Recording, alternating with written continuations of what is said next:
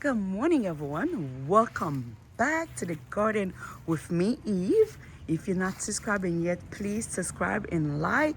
I am showing you guys my new section in the front yard, guys. All of those flowers you see, except of those evergreen or hydrangeas.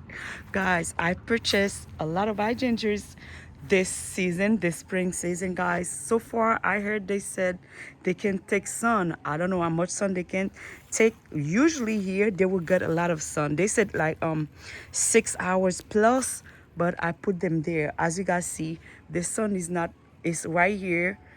It's not really there yet, but I know and during the afternoon it's going to be hot over here.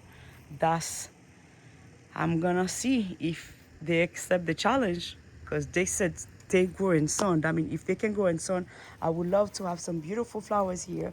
That's why I go and purchase a lot of them. I want to get 6 more of them because I want to fill this side over there. But the only thing I'm afraid is there's usually not that much sun over there if they're gonna look good. But I'm still gonna try it. I want 6 more, and they're really beautiful, but they're a little bit pricey, but it is what it is. When I like something, I have to have it. That's me. And yes, and I have my favorite flowers yesterday, tomorrow, yesterday, today, and tomorrow. Oh God, yep, that's these flowers over there, guys. I really like her. And yes, I like it. And I purchased them from 3 gallon, and now they're on 7 gallon. I hope they happy, and I'm gonna make sure keep them watering every other days because I just put them there and it's hot in the afternoon. And yes, that's what I got here, guys. Thank you so much for watching. Have a blessed day. And look at the new grow in this flower. I like this. Look at this.